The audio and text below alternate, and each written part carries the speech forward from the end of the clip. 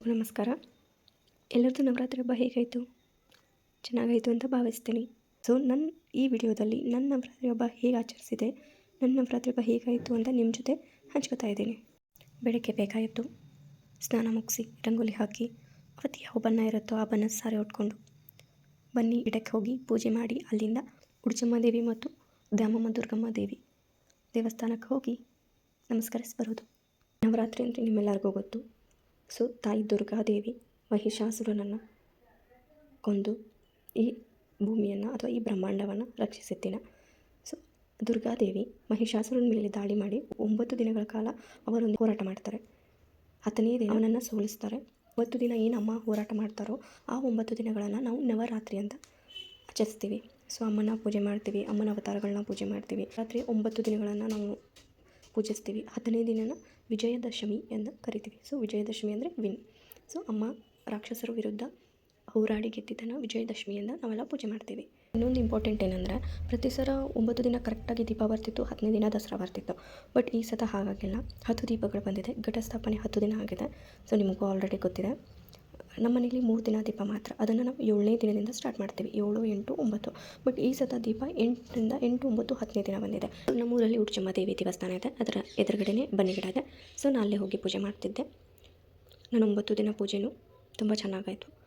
ಅಲ್ಲೇ ಇರುವಂಥ ಉಡುಚಮ್ಮ ದೇವಿ ದೇವಸ್ಥಾನ, ದ್ಯಾಮಮ್ಮ ದುರ್ಗಮ್ಮ ದೇವಿಗಳ 2 ದೇವಸ್ಥಾನಕ್ಕೂ ಭೇಟಿ ಕೊಟ್ಟು ನಮಸ್ಕರಿಸಿ ನೆಕ್ಸ್ಟ್ ಹನುಮಂತ ದೇವಸ್ಥಾನದಲ್ಲಿ ಇನ್ನೆರಡು ಮರಗಳಿವೆ. ಅಶ್ವತ್ಥ ನಾರಾಯಣ, ಒಂದು ಪತ್ರಿ ಗಿಡ. ಅಶ್ವತ್ಥ ನಾರಾಯಣ ಅಂದರೆ ನಿಮಗೆ ಗೊತ್ತು, ಬೇವಿನ ಗಿಡ ಮತ್ತು ಹಳ್ಳಿ ಗಿಡ. ಪತ್ರಿ ಗಿಡ ಶಿವನಿಗೆ ತುಂಬ ಪ್ರಿಯವಾದದ್ದು. ಸೊ ಅದರಿಂದ ಅವೆರಡೂ ಪೂಜೆ ಮಾಡಿಕೊಂಡು ಮನೆಗೆ ಬಂದಾಗ ನಮ್ಮ ಮನೆ ಹಿತ್ತಲಲ್ಲಿ ಔದುಂಬರ ಗಿಡ ಇದೆ. ಔದುಂಬರ ಅಂದರೆ ನಿಮಗೂ ಗೊತ್ತಿರುತ್ತೆ, ಸಾಕ್ಷಾತ್ ಶ್ರೀ ಗುರುದೇವ ದತ್ತ ಅವರ ವಾಸಸ್ಥಳ ಅಂತ ಹೇಳ್ತಾರೆ. ದತ್ತಪ್ಪ ವಾಸ ಮಾಡ್ತಾರೆ ಅಂತ ಹೇಳ್ತಾರೆ. ಸೊ ಅದಕ್ಕೆ ನಮ್ಮ ಹಿತ್ತಲಲ್ಲಿ ಇರೋದ್ರಿಂದ ಅದನ್ನು ಪೂಜೆ ಮುಗಿಸ್ಕೊಂಡ್ರೆ ನನ್ನ ಪೂಜೆಗಳೆಲ್ಲ ಕಂಪ್ಲೀಟ್. ಸೊ ಎಲ್ರಿಗೂ ಬಂದಿರುತ್ತೆ ಪೂಜೆಗೆ ಏನೇನು ಒಯ್ತಾರೆ, ಪೂಜೆಗೆ ಏನೇನು ಒಯ್ಯಬೇಕು ಅಂತ. ಸೊ ಆಲ್ರೆಡಿ ಮುಗಿದು ಹೋಗಿದೆ, ಆದರೆ ಲೇಟಾಗಿ ಅಪ್ಲೋಡ್ ಮಾಡ್ತಾಯಿದ್ದೀನಿ. ಬಟ್ ನೆಕ್ಸ್ಟ್ ಟೈಮ್ ಆದರೂ ಯೂಸ್ ಆಗುತ್ತೆ ಅನ್ಕೋತೀನಿ. ಸೊ ನಮ್ಮ ಮನೆಯಲ್ಲಿ ನೆಲಗಡಲೆಯನ್ನು ಉಡಿ ತುಂಬ್ತಾರೆ.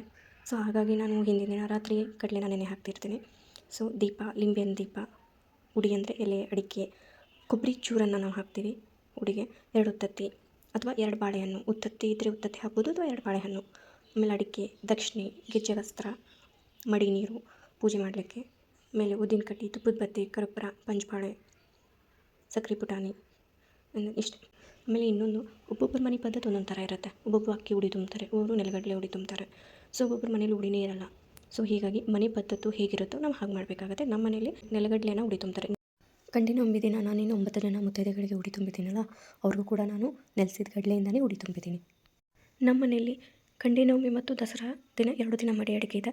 ಸೊ ನಾವು ಗಂಡಿನವಮಿ ದಿನ ಊರಲ್ಲಿರೋ ಎಲ್ಲ ದೇವಸ್ಥಾನಗಳಿಗೂ ನೈವೇದ್ಯ ಕೊಟ್ವಿ. ನೆಕ್ಸ್ಟ್ ಡೇ ದಸರಾ ದಿನ ಮಡಿ ಅಡುಗೆ ಮಾಡಿ ಮನೆಯಲ್ಲಿ ಮಾತ್ರ ನೈವೇದ್ಯ ಮಾಡಿದ್ವಿ. ಈ ಎಲ್ಲ ಪೂಜೆಗಳನ್ನು ಮುಗಿಸಿ ನಾನು ಇನ್ನೂ ಕೆಲವೊಂದಿಷ್ಟು ದೇವಸ್ಥಾನಗಳಿಗೆ ಹೋಗಿ ಬಂದೆ.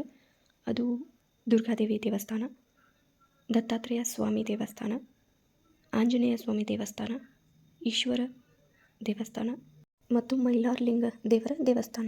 ಈ ರೀತಿ ಎಲ್ಲ ದೇವರ ಆಶೀರ್ವಾದ ತಗೊಂಡು ನನ್ನ ನವರಾತ್ರಿನ ಕಂಪ್ಲೀಟ್ ಮಾಡಿದೆ. ಸೊ ಹೀಗಿತ್ತು ನನ್ನ ನವರಾತ್ರಿ. ನೀವು ಕೂಡ ಬನ್ನಿ ತಗೊಂಡು ಬಂಗಾರ ತಂದಿರುನ್ರಿ.